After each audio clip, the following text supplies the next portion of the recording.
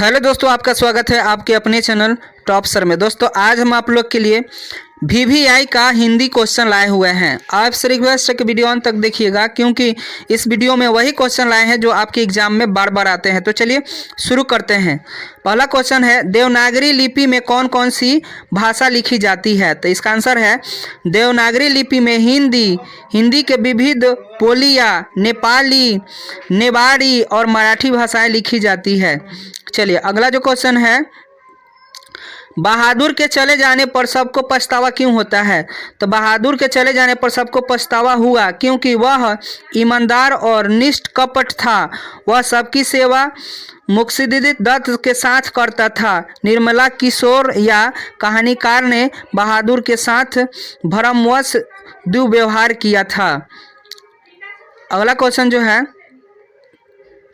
राजनीतिक मूल्य से साहित्य के मूल्य अधिक अस्थायी कैसे होते हैं?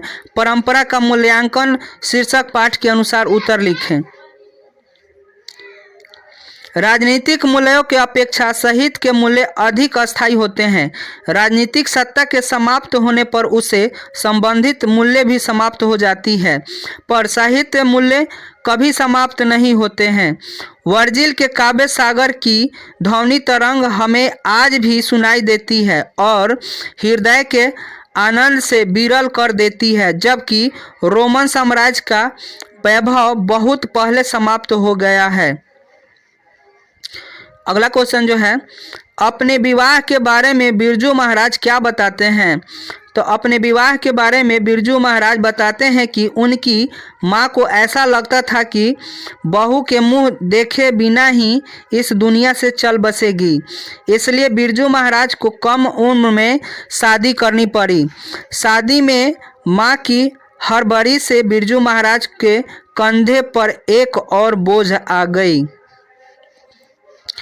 अगला क्वेश्चन जो है, कवि गुरु नानक किसके बिना जगत में यह जन्म व्यर्थ मानते हैं? तो कवि गुरु नानक मानते हैं कि राम नाम के बिना संसार में जन्म लेना व्यर्थ है। राम नाम के बिना हम विष खाते हैं, विष बोलते हैं तथा हमारी बुद्धि निष्फल यहाँ वहाँ भ्रमण करते रहती है, अतः हम विभिन्न जंजालों में उलझ कर रह जाते हैं। अगला क्वेश्चन जो है, कबीर रसखान ने कृष्ण को चोर क्यों कहा है? तो कबीर रसखान ने कृष्ण को चोर रूप प्रस्तुत किया है। कृष्ण अपने अपरूप सौंदर्य में गोपनियों को बांधकर उनके चित्त का हरण कर लेते हैं। गोपियों के चित्त यानी मन को अपने वश में करने के कारण ही कवि ने कृष्ण को चोर कहा है। चलिए अगला क्वेश्चन जो है, प्रज्वलित छन्न की दोहरी से कवि की आशय क्या है? तो प्रज्वलित छन्न से दोपहरी से कवि का आशय परमाणु बम रूपी सूरज प्रचंड ताप से है, जिसने अपने संहारक ताप से सारा कुछ विनाश कर दिया है। अगला क्वेश्चन जो है, कवि रेनर मारिया रिल्के किसको कैसा सुख देते हैं?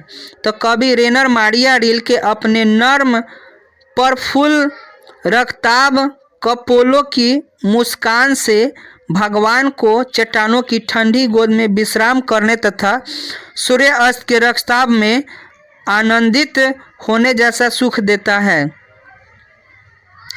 अगला क्वेश्चन जो है, सीता की किस दिन लगा कि लपासी बिल्कुल फीकी है? लपासी खाते समय उसे कैसा महसूस हो रहा था?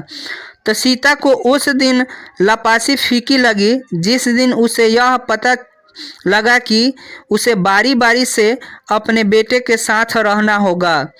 नरसिंह जी वाले दिन खाना खाते समय सीता को लगा कि लपासी बिल्कुल फीकी है। लापसी खाते समय उसे महसूस हो रहा था कि कौर गले में अटक रहा है। अगला क्वेश्चन जो है, वली अमाल ने पपाती के लिए क्या मन्नत मांगी? तो वली अमाल ने मन्नतें मांगी कि यदि पपाती ठीक हो जाएगी तो वैदीश्वर जी के मंदिर जाकर दोनों हाथों से रेजगारी भरकर भगवान को भेंट चढ़ाऊंगी। अगला क्वेश्चन है, गमले सा टूटा हुआ उसका ग, घरे से लुढ़का हुआ उसका घ। देखिए ये दोस्तों 5 नंबर के पूछता है, ठीक है ना।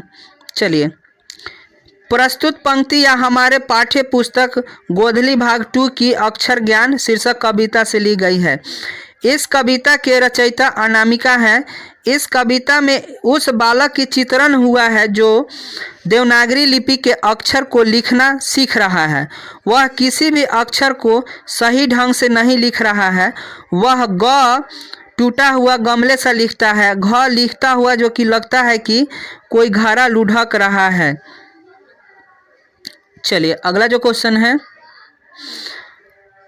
नहान घर की नाली क्षण भर के लिए पूरी भर गई, फिर बिल्कुल खाली हो गई। प्रस्तुत वाक्य हमारी पाठ्य पुस्तक गोधली भाग 2 में संकलित मछली शीर्षक कहानी में लिया गया है। यह वाक्य जो है प्रस्तुत कहानी के अंतिम हिस्से में आया है। लेखक और संतु की इच्छा थी कि 2 जीवित मछलियां में से एक को बड़ी होने के लिए कुएं में डाल दिया जाए ताकि वे दोनों उस मछली के बड़े हो जाने पर उसे कुएं से निकाल कर उसके साथ खेल सके। भग्गू मछलियां काटने बैठा तो संतु उनसे एक मछली लेकर भागा। भग्गू ने उसका पीछा किया, संतु से मछली छीनकर उसे घर लाया। उसने तीनों मछलियों को कई टुकड़े किए। मछलियों को गंध से सारा घर आंगन भर गया था। लेखक नहानघर में गया, उसने बाल्टी को खंगाला और पानी को नहानघर की नाली में गिरा दिया। थोड़ी देर के नाली जो है भर गई और फिर खाली हो गई। प्रस्तुत वाक्य में चिंतन लेखक के साथ उसकी उपयोगी क्रियाओं के माध्यम से कहानीकार ने कहानी के केंद्रीय सत्य को उजागर किया।